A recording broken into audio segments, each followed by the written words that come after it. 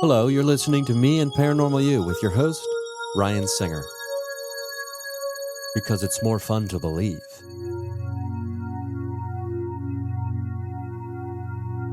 Hey, everybody. Thank you for listening to another experience of Me and Paranormal You. This is your buddy, Ryan Singer. I'm always excited because when I have a guest, because, it's always great to meet and discuss all things wonderful, paranormal, supernatural, mystical, esoteric with people who have fascinating things to share. And today is absolutely no different than that, because we have Dr. Rebecca Foster on the program, who is a clairvoyant medium who goes around, does galleries. She does in-person readings. She does, telehealth. She's into Bigfoot, into paranormal investigations. I mean, and we have a connection for a very close friend of mine, which I have never seen him or heard him so well. I guess there's only two times I've ever really heard him rattled by something he couldn't wrap his brain around, and this was one of the times, due to a reading that Dr. Foster gave him. So thanks for joining the show again today. No, thanks for having me. I'm excited. I love talking Yeah. about all of this stuff. I just thought in general, I just love talking. I do. Yeah. That's why it's I added weird. the dot. Yeah, I'm different than most people. I love to talk. Well, I love to listen, on occasion. So this is going to work out great. Now we have a friend, and I'll tell you, he called me almost probably immediately after Okay. you got off the phone with him. All And, right. it's not my story to tell, so I'll leave some of the details out. But there was a very specific reading that you gave him over the phone after a major life event. Mm-hmm. And he said the phrase to me, I don't know how many times in the course of a 15-minute conversation: "There's no way she could have known that. There is no way she could have known that." And, Amazing. to the point where at one point he said, and I told her, I go, "No, I think you're wrong." And then I get home and I realize I was wrong and she was right. Wow. And it is like something very specific about a floorboard came up. And he's like, Okay. "No, I don't think you're right about that." And then Interesting. he gets home and he notices the floor, and then he notices the floorboard. Wow. And then just keeps saying, "There's no way she could have known that." And That's to awesome. me, I was tickled by it. I was moved by the story too, because of what it was associated with, that was Yeah. going on in his life. But it's one of those moments where, if you're lucky enough, and by lucky enough I mean you're open to it and you seek out, actually, having a conversation with a psychic or a medium or a clairvoyant, and you allow yourself to be open to these experiences, Yeah. that you can have this really deeply human moment, when engaged with spirit, right? Yes. Absolutely. And I'm listening to you like, no way, tell me more, because honestly, I remember the broad sense of why we were even talking, and it kind of just happened because we were just talking on the phone, and then I said, "Do you mind if I tell?" It was kind of one of those things. It wasn't him seeking out a reading with me; it was just us in conversation, and that's what I find always so interesting, is when people come back and go, you're never going to believe this, because I'm like, no way, tell me more, because I don't remember any of it. So I literally remember, or let's say vaguely remember, speaking with whom I was talking and passing on messages, and the overall idea of the message, but the exact verbatim of what was told, I couldn't even, because I'm like, what did you say? Okay, he wants to say this. And if you ask me an hour later, even things in readings that I'm like, I got to write this down, I'm going to forget it, I forget it instantly. And then I think, and I'm always kicking myself, you need to remember this, or you need to write this down, and I never do it. And then maybe I'm not supposed to remember things, but Yeah, I mean, at least he does. I feel like it's one of those things where oh, I can't remember what so and so said to me yesterday. Yep. I should Mhm. ask my phone. Hey, what did like as far as like being the device through which a message is communicated, right? Yeah. And from the I'm fortunate enough to be friends with a few psychics who use their gift, and it's always it's a very similar sentiment. For people who don't, I guess, who don't channel or who aren't mediums or psychic or practice or have developed that part of their abilities, it's Hmm. almost like when you forget to write something down about from a dream, maybe it kind of sounds somewhat similar to the fogginess of, oh, I have a general sense of that. I had a dream, but I can't remember exactly what happened, although I know something happened in it. Yeah, no, that's exactly it. And it's, I find it fascinating still. I never take this gift for granted. And when people say, "Oh, you said this," I did. I had someone come to me from 25 years ago who I read for, and she's like, "I have to tell you this story about this medium that was so," and she's telling me this story, and I'm like, "No way. Oh my God, that's so cool." And she goes, "It was you." And I went, "Wait, what? It was me?" She's like, "You don't remember?" And I'm like, "No."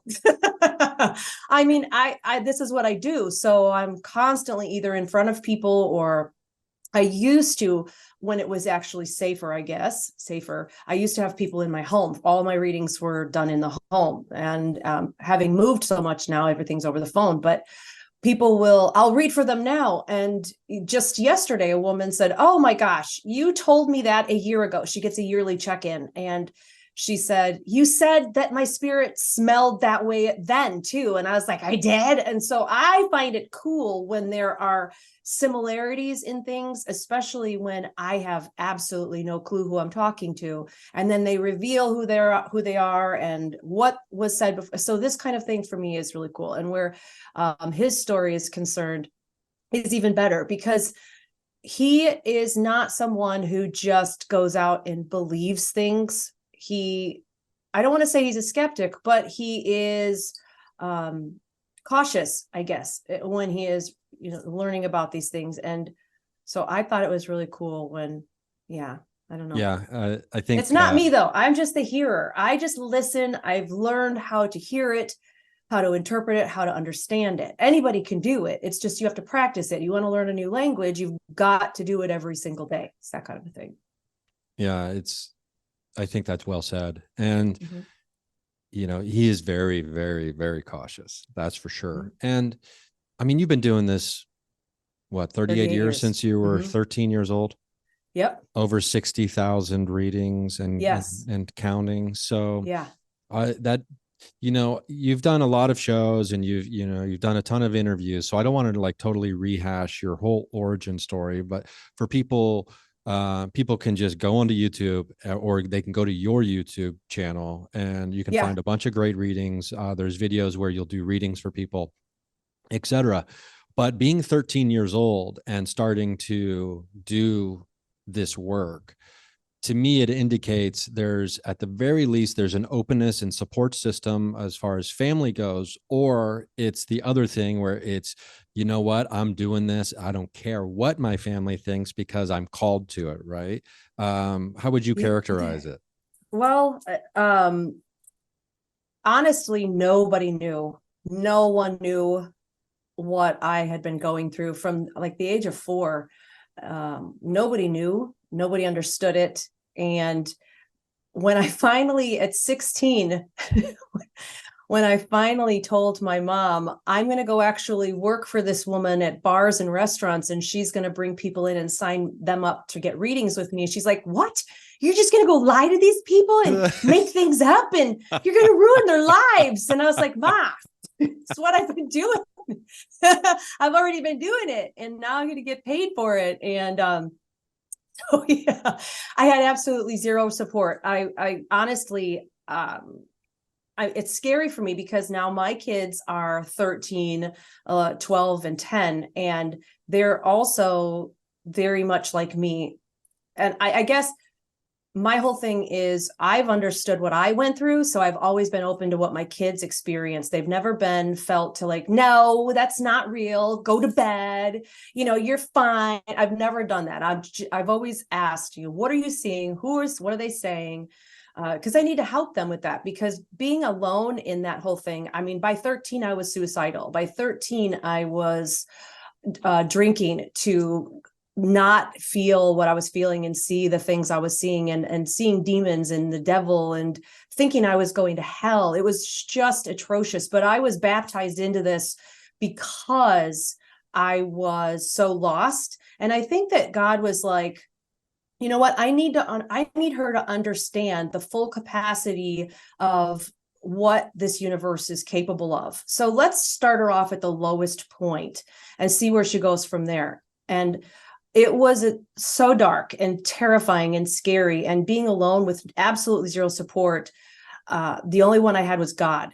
And that I'm not a religious freak, but I know what I experienced. So I know who exists out there. And that was what my faith in being lifted up was really, and then all of a sudden being able to clearly understand what I was doing and seeing and hearing, and learn to engage it and gain some control over it, is what helped me to then understand this lighter side of things, that duality of all of the we are as far as existence goes. And so that's how I see it, is being able to, because you can't understand something to help someone unless you've been there. And I've helped enough people with disease and with drug addiction that they don't want someone who is just scholarly in something all the time. They want someone who's been there to understand compassionately what they've been through, and not just from oh wait, let's see what the text says about this. So that was my feeling on that, is God put me through hell to get me to understand my faith and the strength and power in that, to be able to walk and do this work. Because without spirit, without God, without Yahweh, I would not be here. I would not be here. I would not. Just wouldn't. Well, you have a perspective that's been earned Yeah. through experience. And yes. And I find that, with a lot of us, I mean, I was intellectually into the paranormal and the supernatural and all kinds of stuff in the mystical long before I had any kind of experience. And, would I have, if tied to a chair in a dark basement with someone bringing a lit cigarette to my face, said I disavow my beliefs in the paranormal before having an experience? Yeah, I probably would have. But when, after experiencing something and it having a profound, a sea change occurring in your perspective, basically a paradigm shift in the way you view the world, it's, I don't know if people who haven't had that experience understand how difficult it is to shake someone from not just believing something, but knowing something, right? Knowing it. Which is different. Knowing it. That is exactly the fact. It's knowing it. It's knowing that someone says ghosts don't exist, but you're like, but they're standing right there, and I'm not crazy. And I that is not a hallucination. That is, believe me, I went through enough wrestling spiritually. Like, is this the devil? Or am I crazy? Am I schizophrenic? What's wrong? I went through all of the wrestling in order to realize, no, I'm not. These are all legit experiences. I've seen Bigfoot. I've seen fairies. I've seen pixies. I've seen with my own eye. I've seen all of these things. I've seen aliens. And so nobody can ever tell me that these things don't exist. Because believe me, I was not high. I was not drunk. I have a shirt that actually says that. Yeah, she's not high. She's not drunk. That's really funny. I tried to sell a shirt, like, because I'm mostly, for my career, I do stand-up comedy for like the last 20 years. Fun. And so I'll sell merchandise after shows sometimes, right? Yeah. And I woke up from a dream one night, because I at like 4 a.m, because this t-shirt idea came to me in a dream, and it reminds me of what you said. It said, if ghosts aren't real, then what's that behind you? And I was like, this shirt is going to buy me a house. I'm going to sell so many of these shirts. And then like 2 years later, I still had shirts left from my original batch. And I'm like, why don't people I want want this? Why one. don't I people want the want this link to shirt? buy one. I need a Yeah, I'll medium. send you one. I'll send you one. The it is interesting that, when it comes to like believing and, were you, well, that is such a normal question though. It's like, oh, well, were you high? Were you drunk? And I'm of the belief that, if you were a little high or a little bit drunk, even better to me, Yeah, it could raise because those you're vibrations. exactly. So to me, that doesn't discredit any kind of experience. But now Yeah. it's interesting that, as being so young and then, being put through the ringer of darkness, so to speak, at such a young age with these gifts. And has anyone else in your family, other than your kids, since you've, come out of the woo woo closet, so to speak, at such a young age, has anyone ever stepped forward and been like, you know what, it's actually, I have this in my life, which typically maybe happens when someone else is brave enough to come out and be forward about it. Usually those things start to trickle in. I'm curious if that's happened with your family at all. Actually, yes. And it's taken years because for years I was just crazy Becky. That was it. Just crazy Becky. And you find that out and you're like, man, that's kind of hurts your feelings when you find out your whole family just thought you were nuts this whole time. Yeah. But needless to say, they do have their stories now. They do have experiences and, oh my gosh, I'm doing this now. And holy cow, I can't believe this. And I was like, that's exactly what I've been trying to tell you. And my oldest brother, he actually, I think, is what tipped the weights for me in terms of even getting involved with everything, because he's of a very great faith. But he also had a lot of experience with darker things, and he experienced enough that he will not discuss his experiences anymore. Like, he was put to the test, and I can't even say its name, but when he was in his early 20s, he was told, all you need to do is say my name 3 times and I will give you everything you want. And I was like, what's his name? He's like, if I tell you and 2 other people, it's like, a Beetlejuice kind of a thing. He's like, I'm not saying it. And I kind of caught on to what it was. But that was the last time I think he ever really messed with any of that. But I was so intrigued, and it was almost as if whatever was around him caught on to what I was doing already and was like, hey, here's an in. And it was just, I don't know. For instance, everyone who loves the Ouija boards, you may have them. You put them wherever you want in your house. I will not have them. If it's on a shirt, okay, it's fun. I will wear something that's like that, but I will never, never, never keep one in my home that's a real board. I won't do any of that, because those things with the wrong usage, the wrong intelligence, the wrong anything can really screw things up. So Yeah. yeah. And I mean, I'm fascinated by the history of that and, the old party game, and then Exorcist comes out and changes a lot of perception on the Ouija board. See, personally, actually, we're going to do a quick break, and we come back. We can talk more about, divination tools Yeah. and, in the wrong hands or haphazardly used, beliefs. Maybe we can label it as. We're going to come back with Dr. Rebecca Foster. We got a lot more to chat about. So just a reminder, if you are a patron, patreon.com/Ryan Singer, you can $3 a month. You can never hear a commercial. Wouldn't that be nice? A world without commercials. Can you imagine? So be a patron and you can do that. We'll be right back. Okay, so the corporate sponsors have informed me that you don't have to be a patron. You can still listen to their commercials, but don't listen to the dark overlords of commerce. But so we were talking about a Ouija board, and I have a Ouija board. It's in a storage unit in Los Angeles right now while I'm in Ohio. I had an old roommate who was very Catholic, and I was raised Catholic and, Catholic school for 12 years and all that. He didn't want me keeping the Ouija board in the house, even if it wasn't Mhm. being used. And I was like, okay, so I Mhm. kept it in the trunk of my car.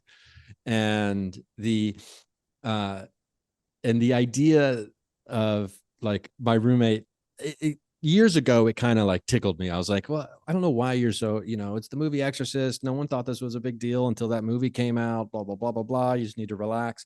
But then you realize that if you believe in stuff, right? And if you truly believe in the paranormal and you believe that spirits and ghosts can affect the physical world, that's why I make the joke. I say, stay woke, don't provoke when out on an investigation. Like there's no reason if a ghost can close a door, it can pinch your throat kind of Mhm. is the idea. Right. So Mhm. why, if you truly believe in something, there's a reverence and there's a respect for it. Right.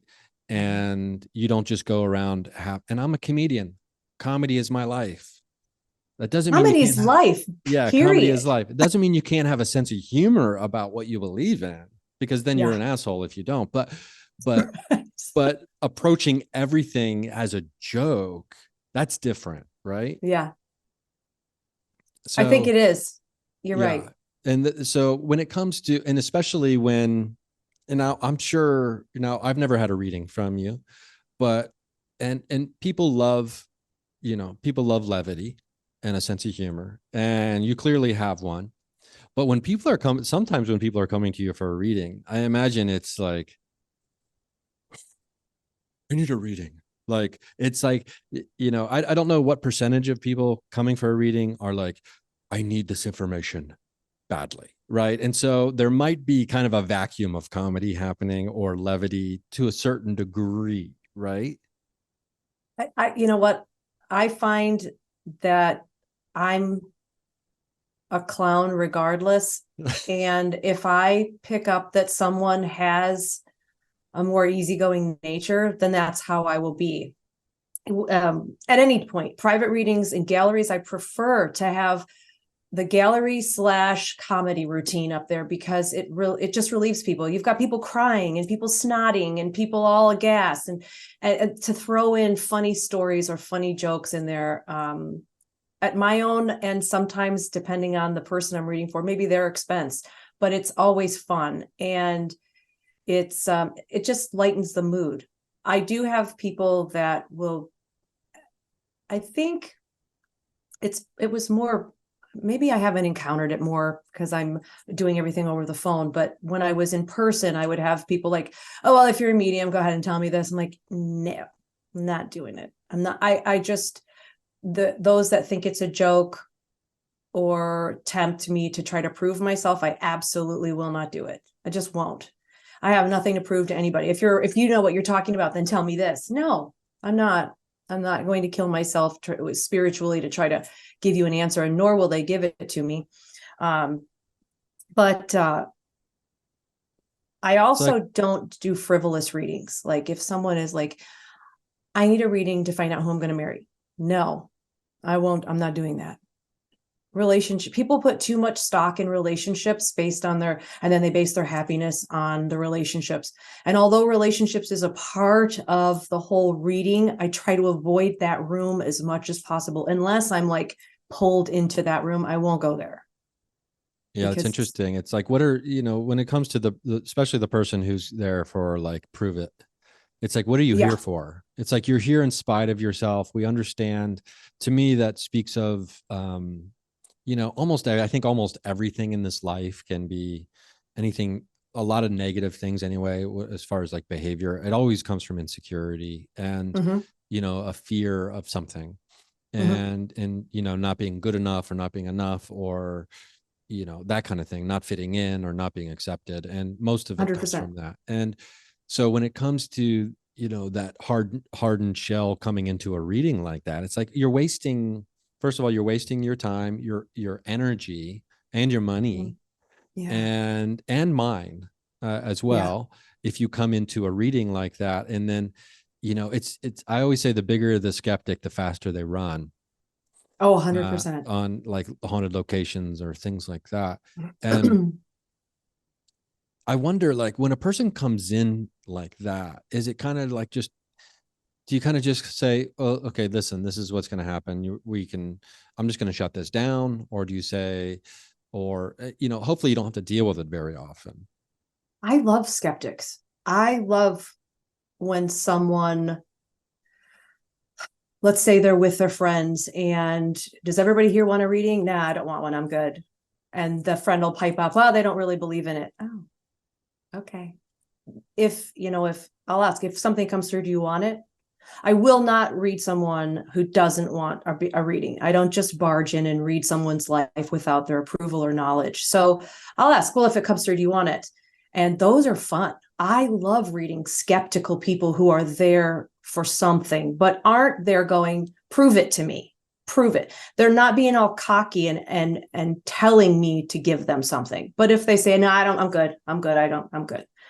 But if something comes through, fine. That means they're open to the possibility of it being, but they're not being a jackhole about give me something. They're not, otherwise I won't do it. Jack Hole is one of my favorites, by the way. Well, it's a combination of two. So yeah. It's because it's the silent ass in the middle. Yes, yeah, exactly. it's the understood you of curse words.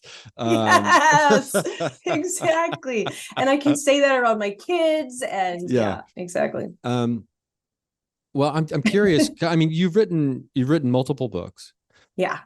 Is it 5 or yes, there are okay. 5. There are 5 books. One of them, I think you've named it after this. And granted, I haven't had time to watch all of your videos, but I'm talking specifically about The Beaches, A Journey of Answers. And I've heard you in a reading before talk about how you go to the beach. And when I heard that, I was like, oh, I love that. Because I'm a Cancer, I need the water. I'm a lizard. I need it hot. I need water. I need, that's, so I was like, the beach, that sounds like a great place. Right.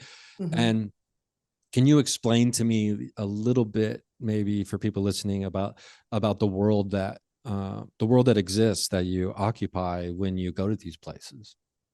Absolutely. So when I first started understanding that I was seeing things about people, I was put on a beach, and it's just like it started off as just a shoreline, and over the years it's grown into this little continent of its own on a beach. And they started teaching me what everything would mean or what it looks like. And if I see something, they'll say, oh, this means that, or this means that. So they'll inform me of little things as I've learned to understand them.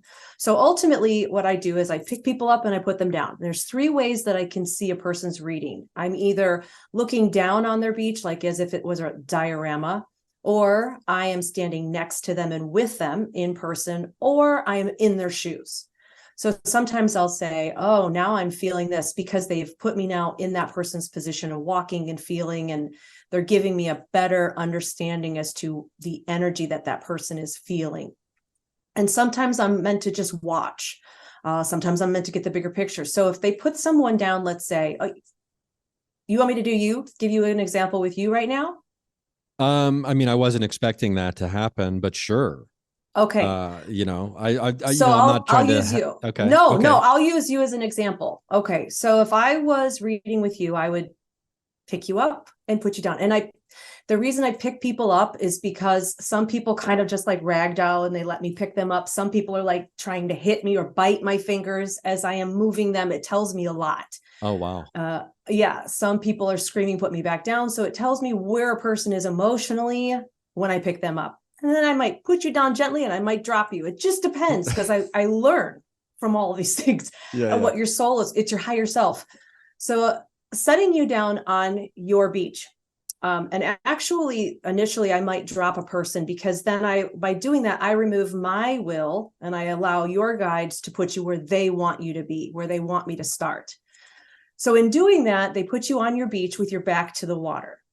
You're barefoot. You're in a pair of brown pants that look like they have been worn a long time, and you've ripped them up to just under the knees. You're in a dress shirt of some kind, and it's unbuttoned down a little bit, almost looks like a tunic top the way you're wearing it. You're a little disheveled, but you look comfortable. But again, your back is to the water. So what the beach represents is safety, security, and grounding. It is a person's place where they would find a safe haven. There's usually nobody on this beach unless for various reasons they show up, and that would be different. I'd have to explain that. But the water represents problems, issues, and also opportunities depending on how it presents. So for you, it's actually representing opportunities coming, but you're very focused inland, which means your focus right now is on everything that you already have going and all the resources already in your life. Those are the things you're focusing on. And what Spirit is telling you is don't miss this opportunity that is going to be coming up from behind you, because you have a boat, like a little dinghy that's anchored to the sand, and it looks seaworthy. You could get in this. Anchors and buoys, that sort of thing. Those all represent God. They represent Yahweh, Spirit, and that you are in good hands, regardless of where you're at. But you're in good hands. The boat, when you're going out on the water, is allowing you to take on new opportunities without feeling engulfed in problems. So if there's no boat, I always advise do not go in the water until the boat shows up. It's like trying to bake a cake before you have the eggs. It's going to flop. And then you're going to feel like, oh my God, I totally screwed this up. I shouldn't have done it. You should have just waited a little bit longer. So for you, what this boat says is there is an opportunity that you've never done before, unbeknownst to you, that is coming up, that's already there. That if you finish up and tie off and work with the resources you currently have and turn around, that boat will be there. And this is usually opportunity where work is concerned. And I always say, if it's there, it's a gift. Get in the dang boat and see where it takes you. Sometimes it'll take a person out in the water and then you'll be anchored in the water. And people are like, well, I accepted this like 4 months ago and the place still hasn't called with a start date or blah, blah, blah. I'm just sitting here wondering what to do. And that is because what happens is you're anchored then in the water. God will just drop an anchor and you are expected to sit and wait. And the reason for that is because the resources, the people, the money, all of the things that you need to make this a success have not yet come together on that beach. Once everything, and Karen and Joe and Mary and Molly all come together and the money is given and all the investment is there, that boat will be released and you'll be brought back to your beach, and then boom, boom, boom. So that can happen. But for you, they're saying turn around and pay attention, because there is an unknown source going to bring an opportunity to your knowledge, and you need to accept it. So what the outfit means, barefoot, means that nobody is standing in your way right now either. It means that you are fully in control of the choices that you make. That's a good thing, because you are then really, nobody's bad mouthing your opportunity. Oh, that's so stupid. Why would you do that now? Nobody's going to do that. The one thing about being barefoot, though, is you might ask, what should I do? And people will be like, whatever, you do you, I support you. You want your hair cut like that? Get it. You're going to look great. Oh yeah, whatever, jeans. Nobody, they will just agree with whatever. They will support you in whatever you do, but they will not advise you, which sometimes we want that. So that's what barefoot means. The outfit, this says that you've been in this position, whatever it is. You've been here for a long time. You've weathered a lot of storms. You've been in and out of the water in this outfit multiple times, because the pants are frayed. They're old. They look weather worn and sun dried over and over, a little bleached out. And so there is a need for change right now as well. And maybe it's just spice. Whatever this boat is going to then open up the opportunities for you to continue doing all of the things you've already built. Like you have giant Lego castles all over your sand of things that you have put a lot of detail and care and like concern into growing and building. So there's a lot of that going on. And so that's kind of how it works. But then I would take a person up the dunes. There's a pathway. So when you go inland, up the path on the left, there is a fenced area, and that opens up to a giant field. And if people who are passed over haven't come through yet, I might find them hiding out there, hanging out in this field. Beyond that, down the hill is a newer, in the last 8-9 months, a newer area that my guides have introduced me to, which is very interesting given the whole aliens are real thing, because before all the stuff with government and people and all this new awareness of angels and ETs, or extraterrestrials and ETs, that area showed up, and it represents the interdimensional aspect of our souls. And maybe a lot of people, not all that I read for, but a lot of people come through as hybrids, which is super cool. And up here is also, there's a forest that represents transformation. There's a money tree, there's a house, there's a garden, there's a rainforest, a desert, a backyard. And I go through all of that on the spiritual level. And then I will flip it to the earthly stuff, which puts you in a long hallway with money, finances, and career in this door. Health is in the end door. And then I always walk past the relationship room right here. I try to keep that door shut unless I'm forced into it. Yeah. Well, that's really fascinating. Yeah. And, when I think about, specifically when I think about that outfit, I'm like, oh yeah, that sounds it's perfect. That sounds great. I mean, yeah. I would be living that life right now, for sure. And it, a lot of that deeply resonates as far as like all the different Lego castles and things like that. And, I have long loved and simultaneously cursed myself for being too multi obsessed with projects. Yeah. Right. And so, very, very, very cool. So I appreciate that. Let's do another quick little short break. Yeah. I'm going to process my beach. And we're going to, and then just stare at the phone, waiting for someone to call me to offer me an opportunity. No, I'm just kidding. And we're going to be right back with Dr. Rebecca Foster, and we're going to talk more. So patreon.com/Ryan Singer. Just as a reminder, $3 a month gets you no commercials. We'll be right back.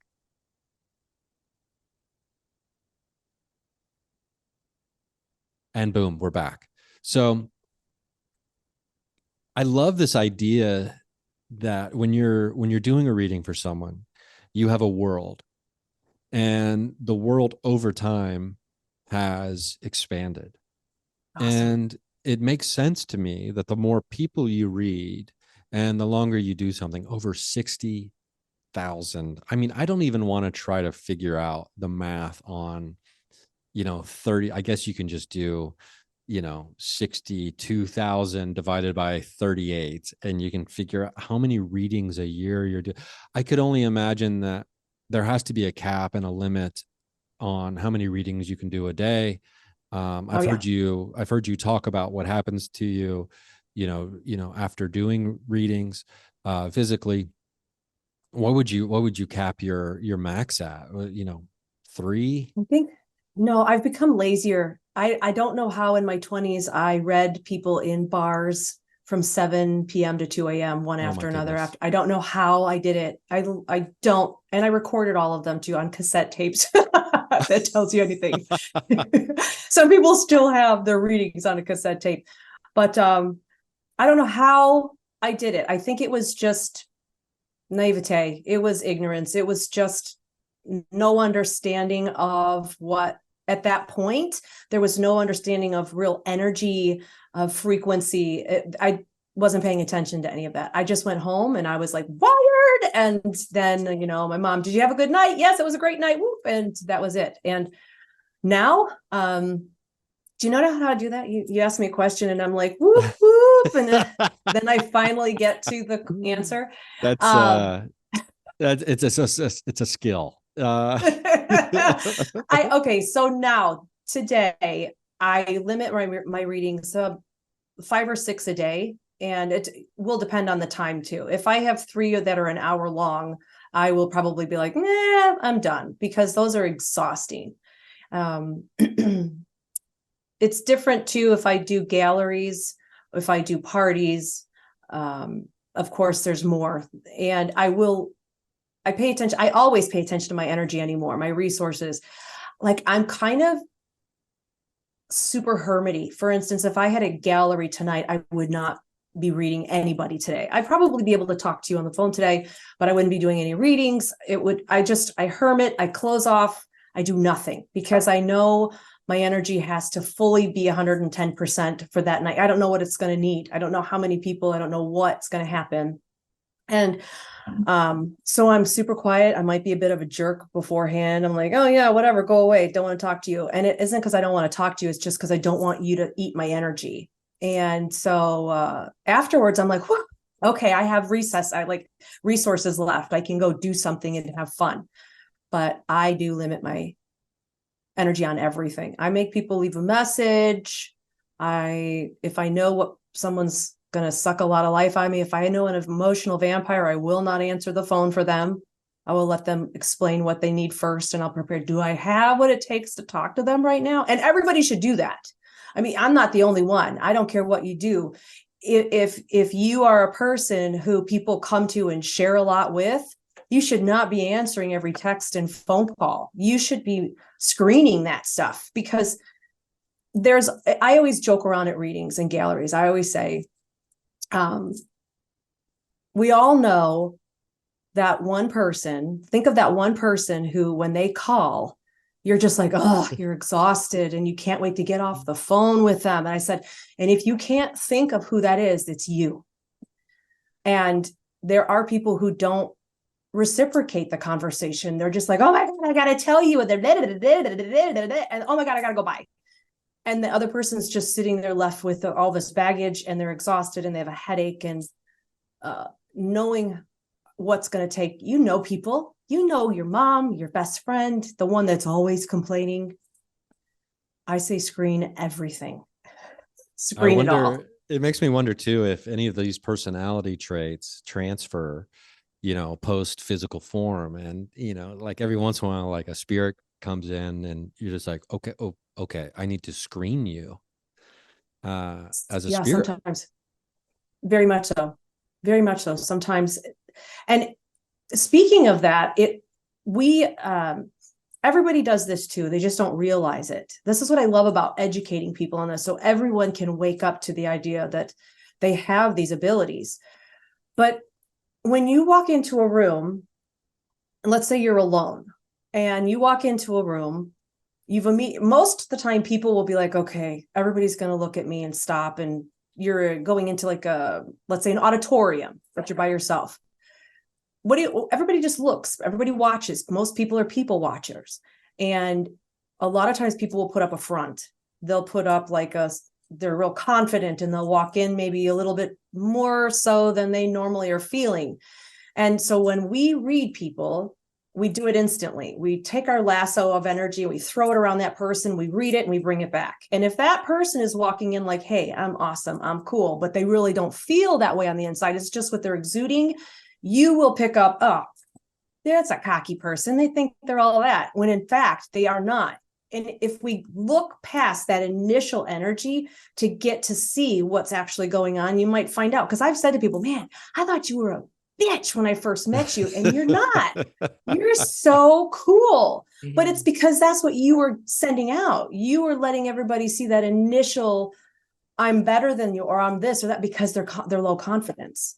And if you give people a chance and get past that initial energy, you might feel like you might see who they truly are and realize that, wow, we could be friends. And so I think it's pretty amazing too, how people don't realize that that's what they're doing, is instantly reading people right off the bat. And that's where that first impression comes from. If you aren't exuding who you truly are, people are going to pick up something else, and they may not like it or give you a second chance. So yeah, I mean, we're oftentimes too quick, so quick to judge. And yep. The one thing that I've been on this planet for 47 years, and I think the one thing I can be certain of, at least to a certain degree, is that when something happens to the human creature, our initial reaction is an overreaction. Just in general, I notice for me personally, there's always an overreaction, and we have to walk it back. Yes. And trying to be aware of, I mean, I'm even talking like culturally as like a country or, things like that. We always overreact, and then we realize, oh, we got to walk this shit back. Yep. Right. And yep. And in that period of overreaction, I try to remind myself, okay, we just haven't gotten to the walk it back part yet. Just take a breath. We're going to get to the walk it back, hopefully. Mm-hmm. And you just have to believe we will. So stop judging everything and everyone so harshly. And 100%. and that can be hard to do. And in the moment, right? And when you're climbing a tree, it's hard to see the forest. But the I wonder, when it comes to people listening, might be like, so from 13 years old, you start reading people, the gift obviously was there before you go through the darkness. And so do you just get interested in like other paranormal stuff, or do they start showing up? How do you get brought in, or how do you seek out, when we're talking about like the world of, Bigfoot and cryptids and things like that specifically, which years ago people would not associate with quote Yeah. unquote paranormal, Right. um, but nowadays it's much more accepted. It is. I think the internet has probably had something to do with that, where like-minded individuals have been able to come out, and you're going to have your believers and your skeptics regardless. Everybody is entitled to that. But I've always known, because of the fact that I've seen aliens, I've seen ghosts, I've seen trolls and fairies and pixies. I knew that Bigfoot existed. I also knew that Loch Ness existed, but I don't think it's there anymore. I'm pretty sure it's died off. But that those were all legit beings and things that were around. I'm thinking probably into like the 50s or 60s, and then no more. But if you watch the older films and footages, you'll probably catch more of a realistic idea as to what that creature was. As far as Bigfoot, I always knew they were around. I knew they were there. I just had never been in its presence, I guess, that I knew of. And because like if I'm reading you, for instance, I'm able to see all of the people around you, your animals, who you've connected with, because we pocket people's energies and experiences. So if you love someone, there's some place in your energy that you have gone, oh, I love that person, and you're like, they go here, and this person goes here, and we will place important things within our energy and our frequencies. And I came up, who is now a very good friend of mine, at an event, and he came to me and goes, "Can I ask you a question?" And I immediately opened up and I went, "Oh my gosh, they're real." And he's like, "Wait, what are you talking about?" And I said, "Oh my God, how do you know?" I was like, "Because they're all over your energy. Like this whole pod is all over your energy." And so through him, I was able to meet this family of Bigfoot through his energy, because they're very telepathic. So I was able to connect with them through him. And then he put me in contact with other people who were in his group. And this Bigfoot, because I can remote view. So the Bigfoot were then, when I would connect with them, would show me the areas. So I was able to explain where they were, where the people were, where they were traveling, and eventually got to go out and be around them. And again, they're very telepathic. They are super curious, and I would say territorial only when they are trying to protect their pod, their female, their babies, their female, the males will allow you so close until you get too close, and then they will throw things and scare you away for the most part. I wouldn't want to test them. I've had one come at us, like not, and I swear to you, not walking, floating, and just moving like this, no movement, just floating. And I was like, that thing's coming right here. Well, Oh, it was wow. like summoning an elephant. What do? You get up, you politely say thank you, and you put your head down in a very Like what is it? Not respectful and yes. There's another word for it. It starts with an R. I don't. My brain doesn't function when I'm doing this. Not dominant. There's another word. oh wait. Wait. Submissive. There we go. Oh, Starts with okay. an S. Okay. I was.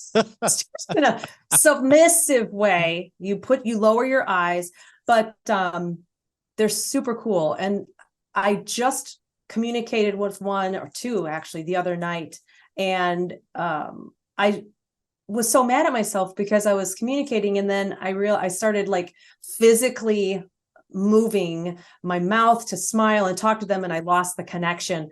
And they ask, like, when are you coming back? When are you coming back? When are you? 10 hours for me. I can't just pick up and come to the woods. So You were on an whatever. expedition or like an overnight trip in the Yeah, in the several. woods. Yes, I love it. I go Bigfooting several times a year. I call it Bigfooting because you're actually going out and you're trying to communicate. You're in their space, and it can get scary because you don't know, you're dealing with different personalities. They're very human. They're not, if you walk into a family of gorillas, let's say, and everybody's like, oh, they must be just great apes. The gorilla is going to charge you, probably attack you. These Bigfoot, Sasquatch, they have sense, they have intelligence, and they're able to discern what you're doing. What if you look like you're aggressive? I will always walk in and I will lift my shirt so far so they can see that I have no gun, I have no cameras, my hands are free, I have nothing on me that I can use against them. I will always do that and show them I am free of anything. It's just me. And if they have confidence in you too, they will introduce their little ones to you. I had the most amazing experience. I was, oh gosh, do I even have time? I can Yes, really we briefly have. do this. Yeah, of Okay. course. Yeah, we have as Okay. much time as it will take to hear Okay. this. Perfect. I know I have a few minutes. I know. Okay. So I was lit. This is how it went. It was very dark one night, walking with people, and it was a new moon. There was absolutely zero light and no flashlights. And I hear, and I was like, holy crap. I had a friend behind me. Is something running at us? What's going on? He pulls out a flashlight, and there is a branch, or there's a tree to our left.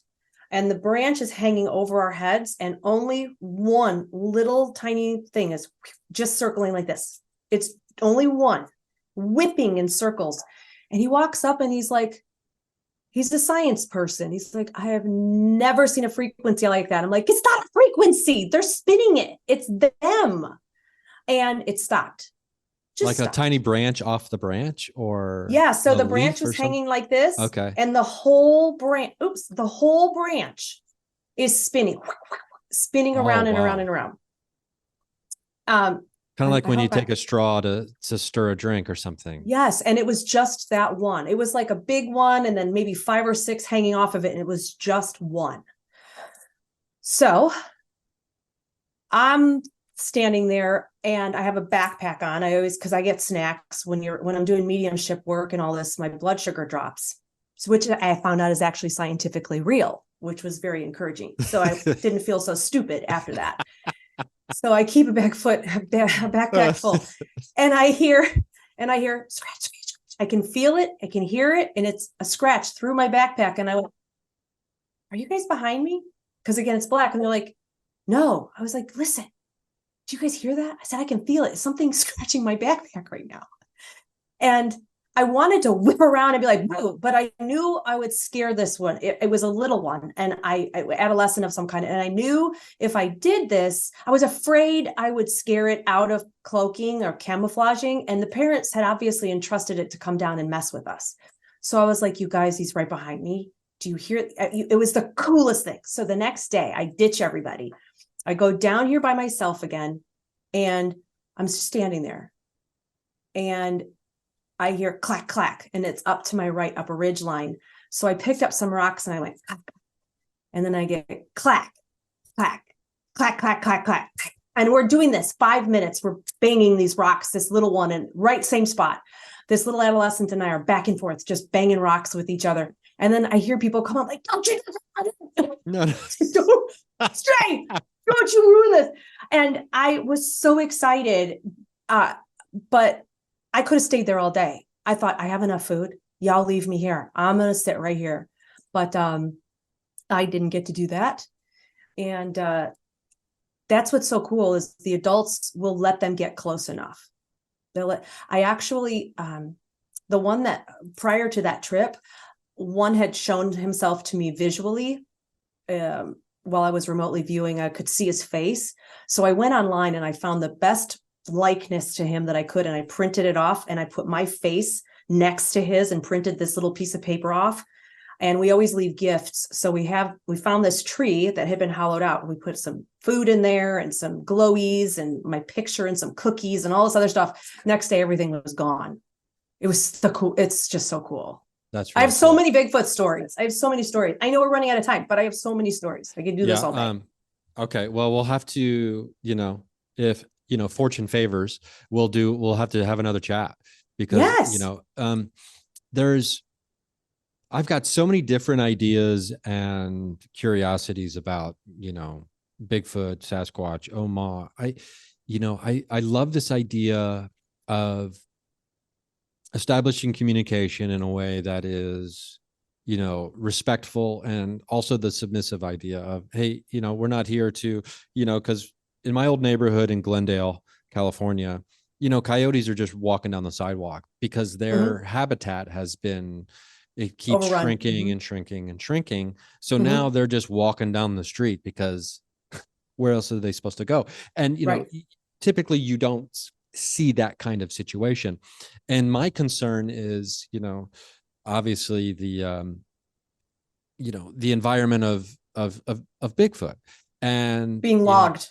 That's the problem. Being logged. And it concerns me because you don't want it to get to whether it's already at a tipping point. I don't know, about, okay, when do they start to have to begin to fiercely defend their habitat? Yes. And, Saddening. and different people have different ideas about like their origins or where they're even from. And are they interdimensional? Are they from another? Yeah. Yes. Okay. So can you explain briefly, and we'll put a bow on this chat for now, after this, but like, what does that even really mean to someone who might be like, okay, they're interdimensional, but okay, how does that work? So whenever I experience Bigfoot, they've always got fairies and they always have a blue light with sparkles, like portal lights. Oh my God. I'm like so chilled up right now because of a previous experience. Well, just something that happened like a month ago down in Florida. There's this location that Ed Brown and I go to that we've been to, and it is bonkers there. And the blue lights, the portal, and okay, so and fairies are usually with them. I will tell you this. I know they traveled. That's why they're able to just so quickly disappear. And after seeing that one floating at me, not walking, it shows me some form of ability with frequency as well. And that also probably explains why they can move through a crunchy forest and not make a sound. And you can see them. You can, in physical form, you can see them and feel them, but they also cloak. Because they're operating at a higher frequency than we are, a lot of times you just can't visually see. If they were to lower their frequency for us, why would they do that? No, you come to my frequency. Everybody should be like that. I'm not lowering my frequency and getting all sick and anxious for you. You come up to my frequency. So humans must learn how to increase their frequency. And the only way to do that is to drop hate, to drop evil thinking, to start actually loving people, to actually start forgiving. There's so much that goes with humans doing that I don't even know if that'll happen in our lifetime. And we don't live in a Walgreens commercial, right? Well, anyway, so people have to increase their frequencies in order to see these benevolent creatures. And they also, I've watched them in the areas that I've gone to, they're all being logged. I mean, I stood there and cried for them because I could feel their pain. They were expressing through me how sad they were that their homes were being destroyed. And I was crying like, oh my God, I don't know how to stop it. I can't go stand on a dump truck or anything. It was just devastating to feel what they were feeling. Now they migrate, They move around to make sure that they're not interbreeding.